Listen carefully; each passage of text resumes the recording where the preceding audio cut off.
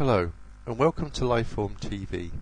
In this video demonstration I'm going to be showing you how to use the Trends tab to calculate trend figures required for the calculation of predictive odds. Once you have confirmed that the data from a league data file has been loaded, calculating a trend is as easy as clicking the trend button. If the away team has a rating advantage, we can calculate an away advantage trend figure. But because 80% of matches have the home team with a higher rating figure, we normally start off by selecting a home team trend. Once the trend figure has been calculated, in this case for a home advantage game, we can go to the chart and see that for the home team, the win trend has been calculated along the green line, the loss trend has been calculated along the red line, and the draw trend has been calculated along the orange line. If we select an away trend, for the away team, the win trend has now been calculated along the green line, the loss trend has been calculated along the red line, and again the orange line shows the draw trend.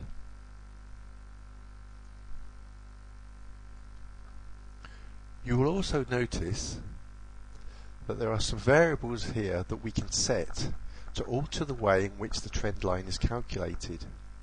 You will notice that by default it only takes the first 90% of the data in order to calculate these trend lines.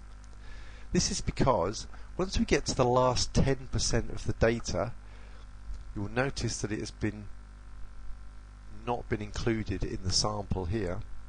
This is because the amount of data we have now becomes quite small.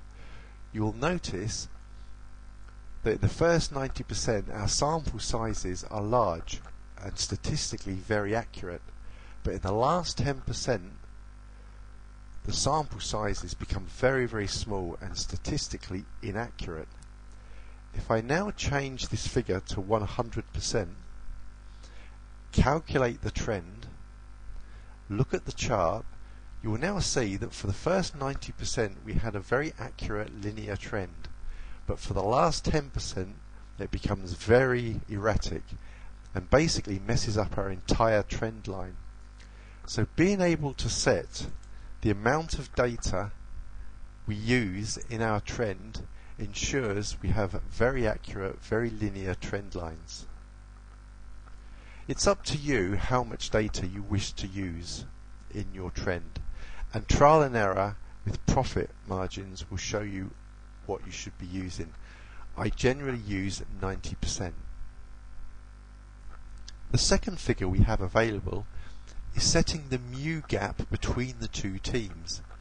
You'll remember from our results tab demonstration that the home mu rating is the rating of the home team. The away mu rating is the rating of the away team. It is the gap between these two figures that determines how the trend figure is calculated. If the away team, for example Liverpool here, having a higher away figure than Hull, the home team, then we would calculate an away trend figure. But more of this later once we get some odds and we know which team is going to have the higher mu value. As we've just discussed, we tend to use 90% of our data, the first 90%, because the sample sizes are very large. Once the mu gap becomes greater and greater between the two teams, these are teams of vastly different abilities. The sample sizes become so small that the trend figures become very inaccurate. So in this case I've used 90% to set the amount of data that gets used. So basically nothing below a mu gap of 5. Mu gaps or rating gaps of greater than 5 are not included. But if we wish to go as high as a mu gap of 7, a rating difference of 7, if we wish we could simply set 7, recalculate our trend, and you will now see that the mu ratings all the way from 6.9 to 6.9999999 are now included in our trend figures. So anything less than 7 is included. Anything more than 7 will not be included. But you'll also notice this now means we are pulling in 98% of the data.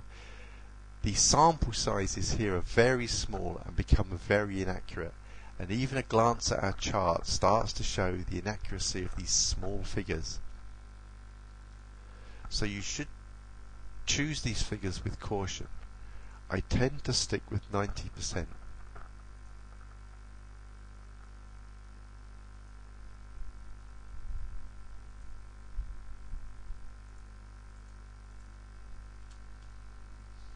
I'll recalculate that. 90%. So there we have our 90% figure. We'll look at the chart and we see we have beautiful linear lines. And if we look here, we will see our sample sizes are quite large. We can go down the total column to see the total number of matches with a mu gap of 0.5 to 0.5999999. 205 matches, 179, 219. Very high sample sizes. Once we get to the data that's not included, the last 10%, you'll notice very small sample sizes. And it's best not to include these for statistical reasons. Once our trend line has been calculated, it produces these figures. These figures describe this trend line, this trend line, and this trend line. These figures can be used to calculate the odds by relating them to this trend line. And it is these odds that will be used by the software later to predict accurately the odds of any potential match. The sample information is displayed in column form. We've already discussed that sampled tells us if a piece of data has been included in our trend line calculation. The mu range is the difference between the two teams that were competing. This is the home mu value and the away mu value. It gives us a difference between the two teams. Once we have that difference between the two teams, we can calculate how many teams from all the data that has been loaded, how many of them fall within this range. So in this instance, there was 112 matches are fallen within the range of a mu difference of 4.1 to 4.1999999. Of those 112 matches, 72 of them were a home win, 16 were an away win or a home loss, and 24 of them were a draw. These same figures are described as a percentage. It is this information that is used to calculate this trend line. Once we have this trend line, we can then use these figures in our odds prediction.